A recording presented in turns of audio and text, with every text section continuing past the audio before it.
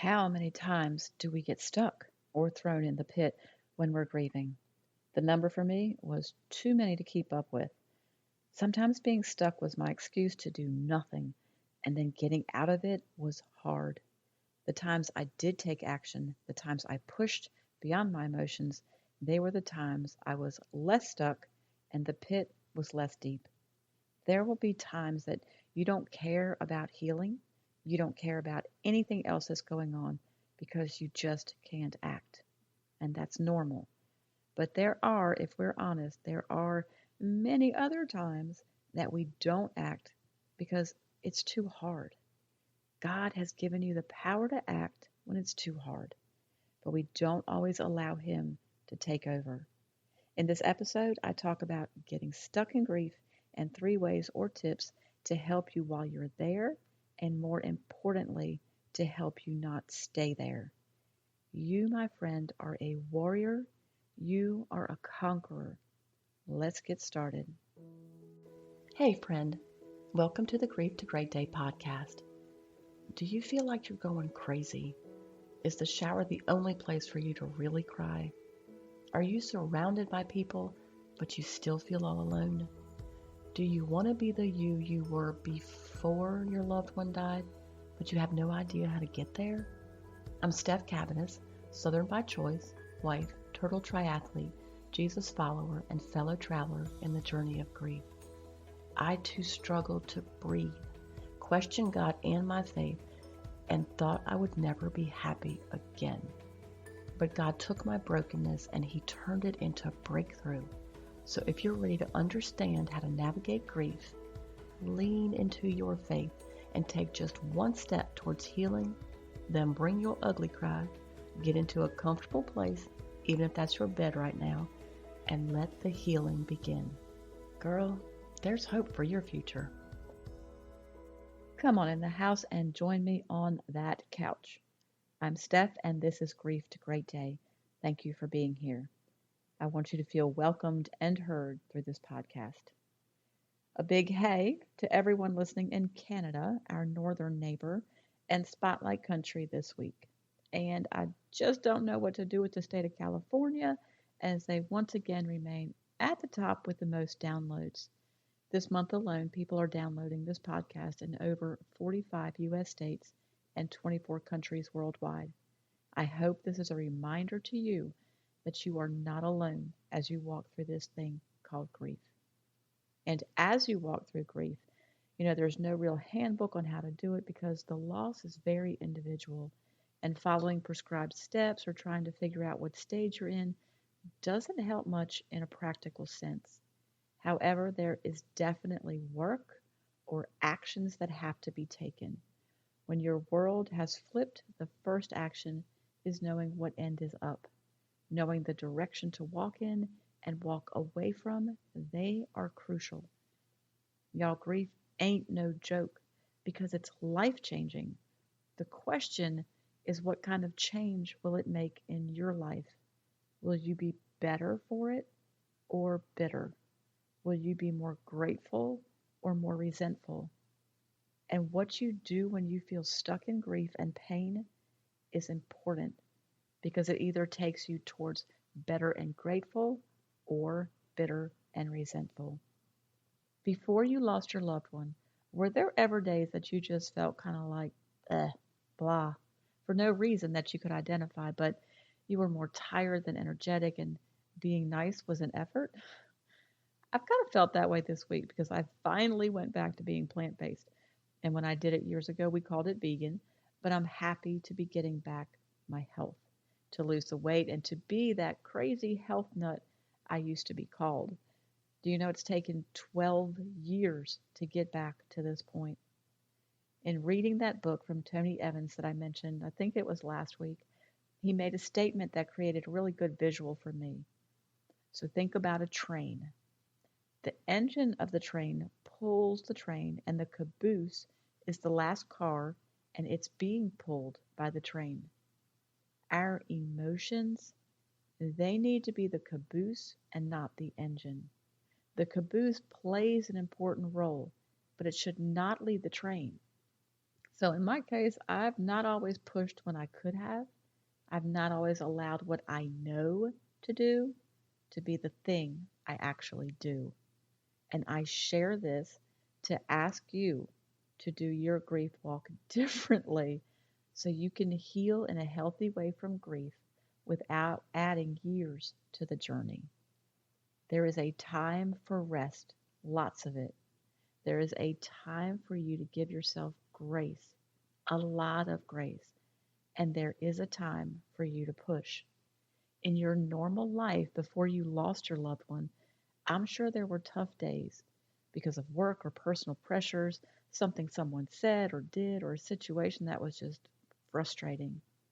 All those things now in grief are amplified and overwhelming. So don't expect for other life issues to not happen now that you're grieving because life won't stop for our grief. I actually thought it should. I thought my car shouldn't break down, my roof shouldn't leak. Everyone should be more helpful than hurtful because when those things happened, it made my grief so much bigger again. When those things happened, they threw me in the pit again because I was fragile. So that's the first tip.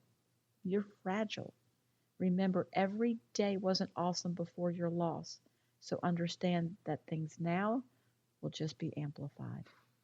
When you do get thrown in the pit again, acknowledge that you are there, but be specific as to why. That's the second tip. When we had a bad storm a couple months after Monica died, there was a leak on the ceiling. I freaked out in dramatic form. And that's not even who I am. When I saw the brown spot on the popcorn ceiling, I got myself back on the couch and I just cried because I couldn't handle one more thing. Then I remembered something negative someone said to me. Then I took it back to my childhood and the fact that my mother really wasn't a mother. Man, why did I have to be her child? Why, God, why? And in an instant, I was a hot mess. I stayed on that couch the entire day and felt exhausted by the time I went back to bed. I didn't call the insurance company or anyone to come fix it because honestly, I was fine if the whole house fell in on me. The third tip is think about one thing you can do right now while you're in the pit in this moment to make things better. Let's use me as an example when the ceiling leaked. I took the easy way out and I did nothing but make it worse.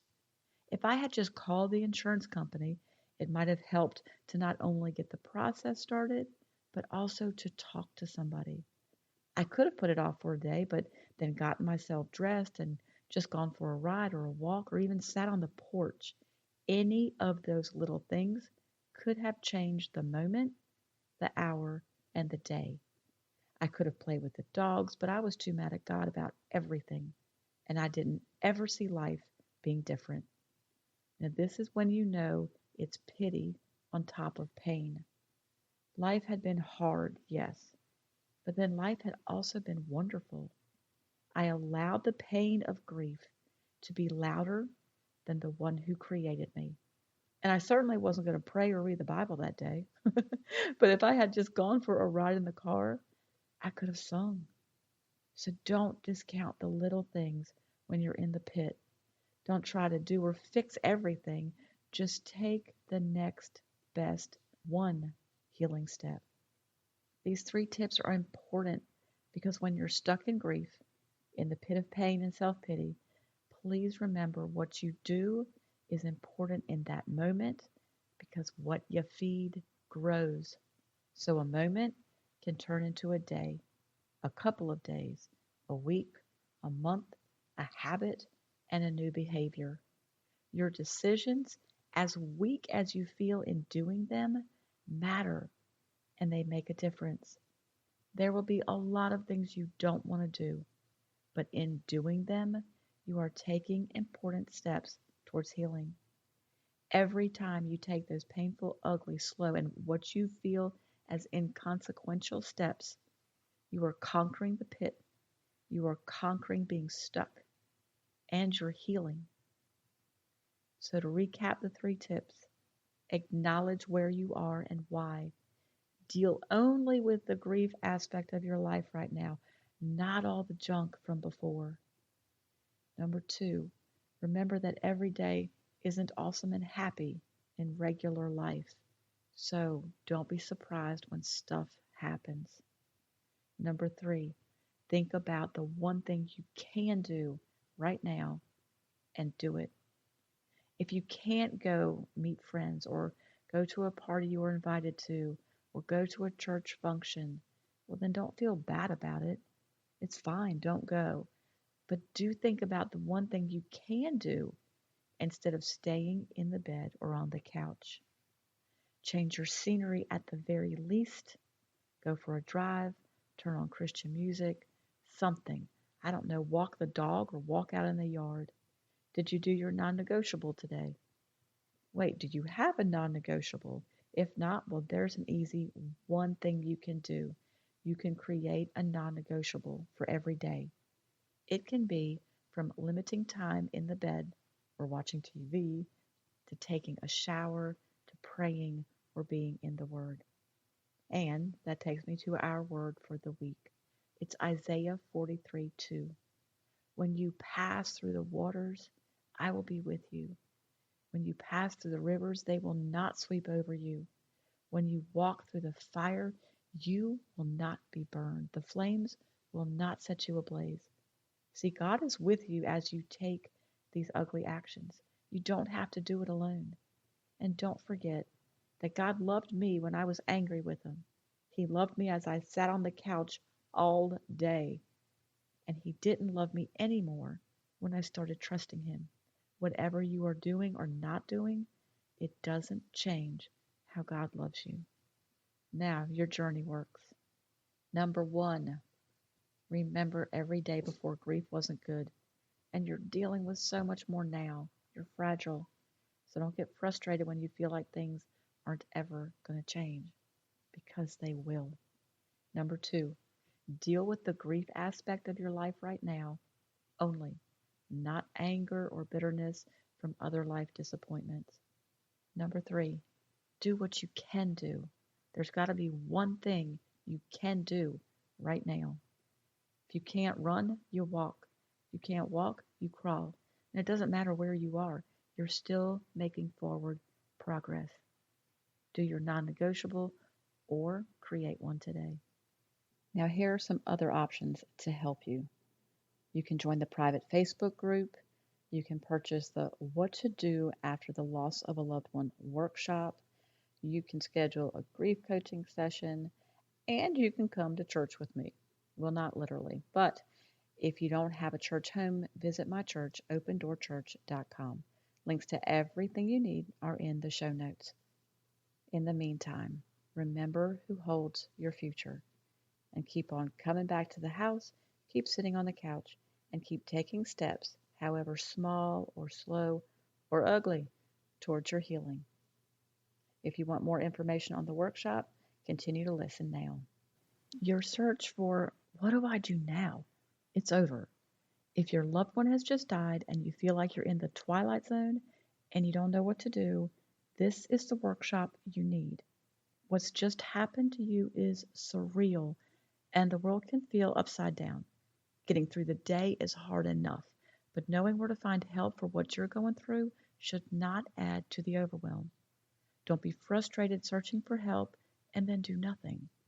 Mindless internet searches and the quotes on loss, the ones that make you nod in agreement, may provide momentary relief, but don't you want to truly heal? I know you'd rather stay in bed, but time alone does not heal all wounds. What you do with the time, that is what will determine your destination. I know you've thought, I never knew it would be this hard, but you don't know what role you play in your healing process. So in this workshop, you'll discover the most important actions to take in the confusing first days, weeks, and months of grief when the world has flipped and you're still in a fog. So think about this. What if you knew the next best step to take right now as you're forced to live life without your loved one? What if you knew the destructive actions to avoid and why? What if you didn't need to sort through the list of try this or read that from well meaning friends and family who haven't been through loss? What if you knew someone who saw the warrior rising within you while understanding the endless tears and pain you fight against every day? What if you could build your faith instead of distancing yourself from God as you process the whys, the what ifs, and the endless questioning? And what if you had help to live when you can't imagine life without them? Now, there are 4 actions to take, and the workshop walks you through each of them. They are: action 1, pursue God. The power, it's not in religion, it's in the relationship. Action 2, understand grief. Grief will affect you physically, spiritually, and emotionally in ways you never imagined. Action 3, process daily life. The daily grind, that's where the battles are won. Action 4, seek support. There's a lot of choices for support, both in person and online, but not in alignment with your Christian values. Do not wait to walk toward healing. Become empowered, not overwhelmed. I know everything else is confusing right now. This won't be. You're going to receive lifetime access to the workshop, a private Facebook group, 6 bonuses, including audio and written downloads, meditation cards, and discounts. So if you're ready to finally take God-focused, healthy action, get rid of the overwhelm, the wishing and the wanting to get better, this is the place to start. I know what it's like to watch someone you love die, to sit in a corner and to scream, be angry with God, and to hurt so bad you can't even describe it. I've experienced the kind of loss that takes your breath away. I've fought the endless tears and felt like a failure when I couldn't hold it together in church or as I ran out of the grocery store. There's hope and help. You can heal and get to the point that you're ready to create a life for yourself. And if that sounds far away or even impossible, then you're in the right place. God gave me the heart and the passion to help you walk through the hardest moments. You need to know there's life on the other side of grief. Maybe you can't even breathe right now, and the thought of laughing or being happy again seems unrealistic. Your world has been turned upside down, but you can survive and even thrive. You will breathe, laugh, and live again. The healing you want is real and it's within your reach. And this is where you start. Take faith-based action for your healing. Go to grief2greatday.com, grief the number 2 greatday.com. Click on Work with Me and scroll to Workshop to purchase today. Look, there's a money-back guarantee, so there's nothing to lose, but there is help and hope to gain. Don't delay. Thank you for being here today, for showing up. If this podcast has given you hope, encouragement, or helped you in any way, share it with a friend, either in a text or on your social platforms. Also, please subscribe, rate, and leave a written review on iTunes. It's a huge blessing for me to know that you're out there. Lastly, and this is important, you are not alone. Connect with me on the Grief to Great Day website, the link is below, and sign up for our free newsletters. I want to be able to pray for you by name. Remember, grief isn't something you're going to get over, but a great day is something you can get to.